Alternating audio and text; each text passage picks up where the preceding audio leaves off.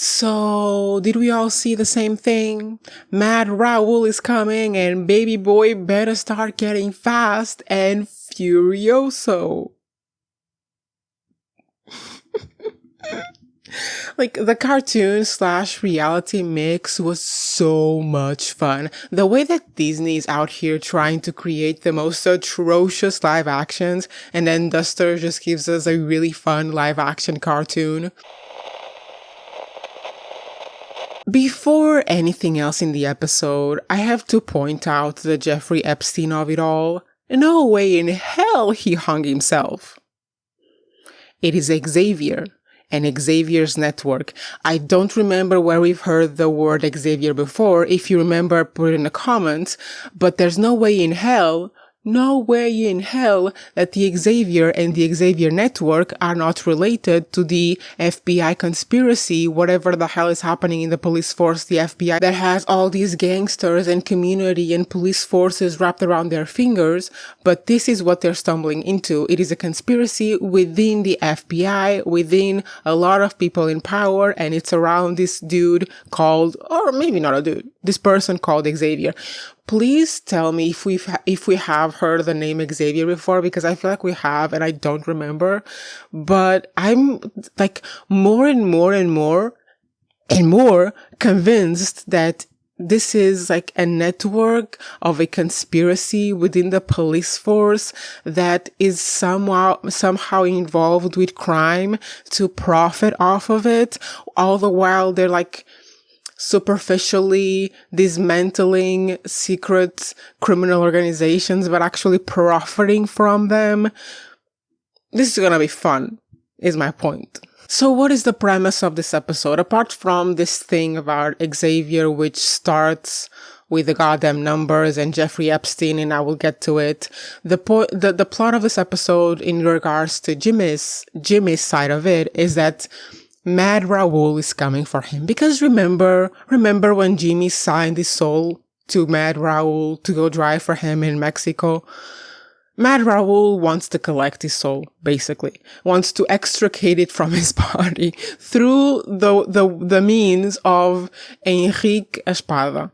Will I say his name in English? Absolutely not. Not once. Enrique Espada. Enrique Espada. So Mad Raoul is coming to collect on Baby Boy.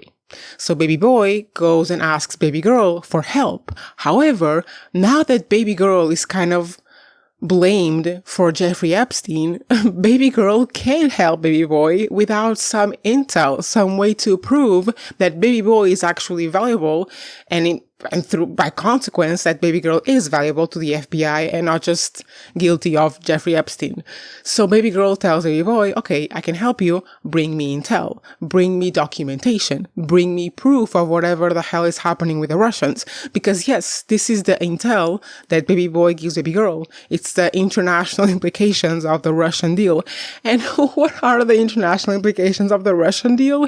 The goddamn Hughes car. What's his name? Howard Hughes. And when I was hearing that name, and I haven't searched it before, so you're going to see me do it live. Not live, but for the first time. When they said Howard Hughes, I was thinking of The Aviator, that Leonardo DiCaprio weird-ass role. Oh my god, it's The Aviator. I cannot believe I remember that. And I haven't heard anything about this man apart from that movie. It is that. Howard Hughes. How was he a cinematographer? Not cinematographer. Director, right? Cinema producer. An aviator. And he also had a bang-ass, weird-ass, metal-ass car. This man truly lived. This man reminds me of that one person. Do you guys remember that story of the man who was a doctor, then an astronaut, and then what was it? A firefighter or something like that? Like truly 9 lives. Not 9, but well. This is exactly what I'm trying to do with my life as well. I'm picking every single freaking fig from that tree and I'm gonna eat them all of them to the bone. That's a little bit TMI. Anyway, Enrique Espada. Enrique Espada was fun in a very demented kind of way because, honestly, the best part for me For me, and maybe I'm wrong, maybe my eyes need new glasses, I don't know. The best part for me was looking at those goddamn blades. And they looked so fake. It was so beautiful, guys. They looked so fake. I've literally bought more realistic swords in a 300 store. In case you're not Portuguese, a 300 store is like a dollar store. I won't be explaining that. Anyway, like, they were so fake. And then the fact that it's like, it's a second hand. Your hand was right there. You could have gone for the chocolate with your hand. It was right there. But you went with a knife. And it was just to like impress who? The dude who was dancing by himself on his store. Anyway, I enjoy that very much. I know I'm ranting about it and complaining, but my complaining sometimes is enjoyment. Why do I have this on? So this little bitch finds baby boy and starts fighting baby boy. And at some point they find, what was that? I don't know my liquor. Was that wine? Was that actual liquor? I don't know. They find an alcoholic beverage. And in true cartoon fashion, they decide to take a break from their brawl to the death, which was going to be to the death, and just drink it and enjoy. And Jimmy brings back the blue sweet shoes, and then he trades the Howard Hughes car for his freedom, for his life, for his soul. And honestly, that was just delightful, because you know what song was playing in the background. Raindrops keep falling on my head. The song of my childhood, really. And then out of nowhere, these two like dudes in ties, I'm assuming like those people that go door to door selling shit that no one wants. These two guys in ties robbed the stupid car. After almost being killed by it, robbed the stupid car. And Jimmy and his assassin, literally assassin and target, putting aside their beef to go chase a really cool car. But you know what? It wasn't the car that united them. It wasn't the bottle of wine or liquor, whatever the hell it is that united them. No. It was the shared goal, shared feeling of being underappreciated by their bosses.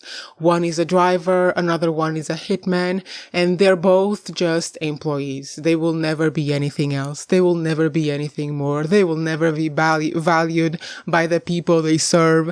So they unite against that, and they form a unexpected. And they form an unexpected alliance and an accord. But this is gonna backfire on baby boy, on Jimmy. Because how is he going to explain that to Saxon? I'm so sorry I lost you the Howard Hughes car. These two salespeople were chasing me, and the Mad Raoul assassin, Enrique Espada, were chasing me. How is he even going to explain that? How is he even going... Like, I understand explaining the two salespeople, but Enrique Espada... I was about to say Enrique Estrada. Enrique Estilos. Does anyone know who Enrique Estilos is?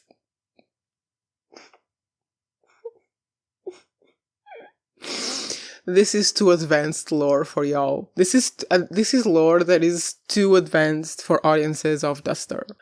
But yeah, this is how Jimmy gets Enrique Espada out of his ass, or to stop chasing his ass. Some expression or other in English.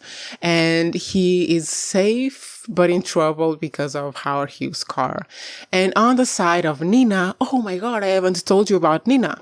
So apparently the numbers are not the money. So sorry about that, you guys. I was wrong. The numbers are not the money. The numbers are actual numbers, aka coordinates that were encoded in a file. Something like that. And the baby girl and her sidekick figured, actually, I think the sidekick figured it out. And they go to the coordinates, which is actually in the reserve of the Navajo people. I think that's how she said it. And they go there, they meet one of his buddies. What's his name? Iowan, one of Iowan's buddies, who's actually a police officer in the reserve, and they find a rusty old car with a bunch of sand in the trunk.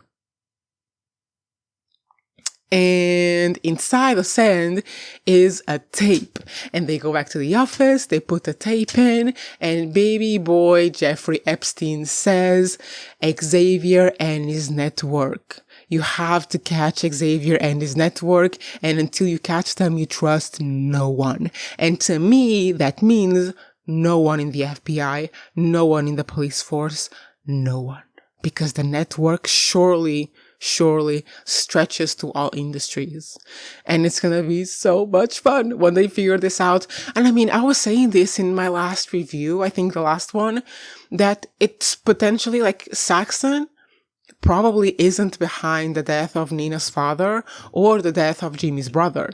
It's probably like he was probably trying to help them, trying to warn them, because either he is in Xavier's network, or he knows someone who is in Xavier's network, or he knows Xavier. Potentially Xavier is his mortal enemy.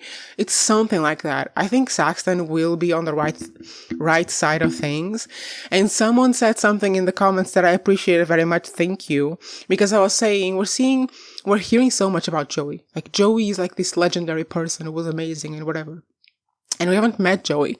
And I was thinking maybe a flashback, but someone commented, no, I think Joey's alive. And honestly, that would be fun. That would be hella fun, because that could corroborate the idea that Saxon is trying to help these people that the Xavier network put down, and that Saxon was the one who ordered the C4 for the explosion in Joey's car to fake his death.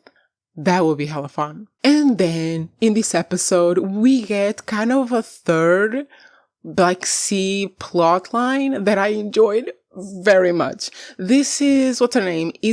Ellie is Last of Us. Izzy. I have a Grey's Anatomy video dropping soon. So Izzy is in my mind a lot. Izzy is her name. Izzy is Jimmy's ex, the mother of his child, or not his child, because I was thinking, oh, that's Jimmy's daughter. But then I was thinking, oh no, it's Joey's daughter. And now I'm thinking, oh, it's Jimmy's daughter. No idea. I have no idea. That's Jimmy's ex. And she's a bad bitch. I love her. And honestly, when she riled up the female truckers to be like, we're gonna revolt and demand our rights, I ate it up. I loved it. That scene where they're all around the table saying, yeah, we gotta do this. Loved it. Please give me more of her. Please give me a scene of her taking down the asshole from the union. And I will watch it and rewatch it and rant about it in this channel.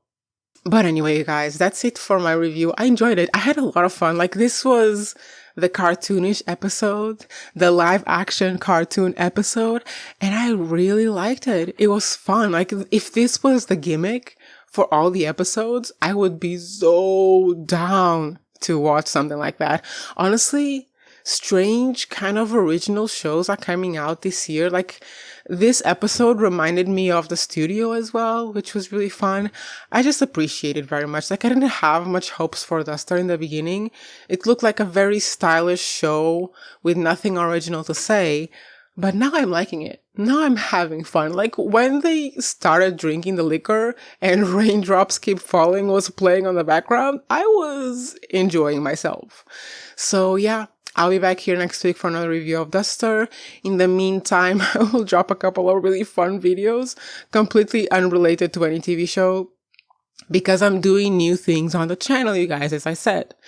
So yeah, catch me here then. And if you want to support me and support the work that I do here, comment on the video, engage, like it helps a lot, and subscribe if you want to.